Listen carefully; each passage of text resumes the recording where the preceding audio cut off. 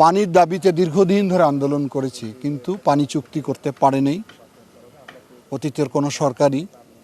তিস্তা একসময় আমার মায়ের মতো ছিল। মা যেমন সন্তানকে লালন পালন করে, এই তিস্তা একটা সমৃদ্ধ অঞ্চল ছিল একসময়। এই অঞ্চলে গোলা ভরা ধান ছিল, পুকুর ভরা মাছ ছিল, গোয়াল ভরা গরু ছিল, মুখে ছিল এই অঞ্চলের বিখ্যাত গান ভাওয়াইয়া গান। সেই তিস্তা পার এখন শুধু হাহাকার, মানুষের কান্না। জমি জিরাত ঘর বাড়ি ভেঙে তছনছ হয়ে গেছে। কে কোথায় চলে গেছে আমরা তার ঠিকানা জানি না। আমি তিস্তা পাড়ের সন্তান হিসাবে এই তিস্তার কান্নাকে আমি আন্দোলনে শরিক হয়েছিলাম। আমাদের ডাকে একটি আমরা স্লোগান দিয়েছিলাম, জাগোবাহে তিস্তা বাঁচাই। সেই ডাকে রংপুরের 5টি জেলার লক্ষ লক্ষ মানুষ অংশগ্রহণ করেছিল। লাগাতার অনেক কর্মসূচি আমরা করেছি তিস্তা পাড়ে। আমরা 17 এবং 18 ফেব্রুয়ারি লাগাতার 48 ঘন্টা 11টি স্থানে, সেই নীলফামারীর থেকে শুরু করে গাইবান্ধা পর্যন্ত অবস্থান করেছিলাম।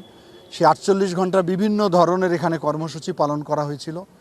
আমাদের বর্তমান স্থানীয় সরকার মন্ত্রী মহোদয় মির্জা ফখরুল ইসলাম আলমগীর আনুষ্ঠানিকভাবে উদ্বোধন করেছিলেন। আমাদের পার্টির চেয়ারম্যান, এখন মাননীয় প্রধানমন্ত্রী, উনি 18 তারিখ লন্ডন থেকে যুক্ত হয়েছিলেন আন্দোলনে। সে আন্দোলনে উনি অভিপ্রায় ব্যক্ত করেছিলেন, যদি বিএনপি জনগণের ম্যান্ডেট পায় তাহলে তিস্তা মহাপরিকল্পনাটাকে অগ্রাধিকারভাবে উনি বাস্তবায়ন করবেন। আমরা সেটাই দাবি করি। আমাদের দল যেহেতু এখন সরকারে, উনি গত পার্লামেন্ট অধিবেশনে বাজেট বক্তৃতায় উনি বলেছেন, ইনশাআল্লাহ আমরা তিস্তা মহাপরিকল্পনা বাস্তবায়ন করব। তিস্তা পাড়ের মানুষ বুক আশা বেঁধে বসে আছে, কবে এই কার্যক্রম শুরু হবে। একটি কার্যক্রমের মধ্য দিয়ে আমি মনে করি এই অঞ্চলের 2 কোটি মানুষের জীবনযাত্রার মান পরিবর্তন হবে, হারিয়ে যাওয়া কৃষ্টি কালচার পুনরুদ্ধার হবে, হারিয়ে যাওয়া ঐতিহ্যটা ফিরে আসবে। এই তিস্তা পাড়ের মানুষ দুঃখী, বেকারত্বে ধুকে ধুকে মারা যাচ্ছে, তাদের কর্মসংস্থান তৈরি হবে।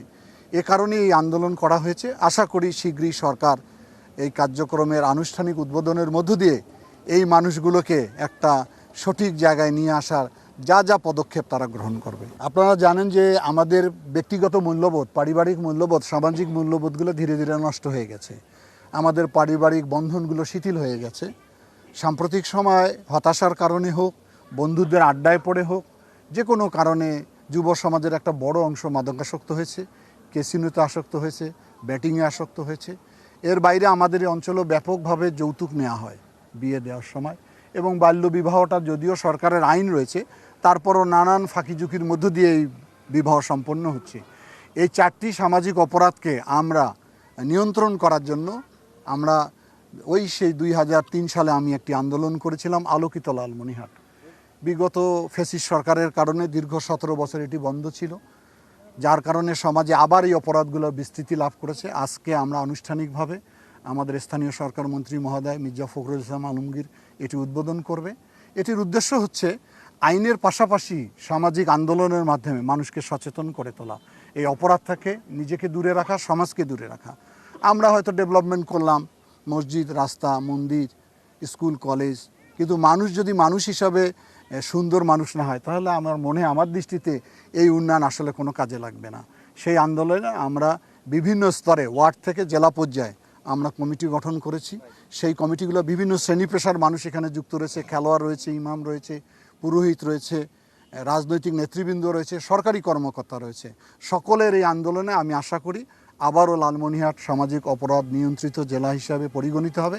পর্যায়ক্রমে এটি আমি মনে করি বাংলাদেশে যদি অন্য অন্য অঞ্চলে চালু করা যায়, তাহলে আইনের পাশাপাশি এই সামাজিক আন্দোলনের মধ্য দিয়ে এই অপরাধগুলো নিয়ন্ত্রণ করা সম্ভব হবে। পাওয়ার চায়না একটা ডিজাইন করেছে, নকশা করেছিল সমীক্ষার ভিত্তিতে।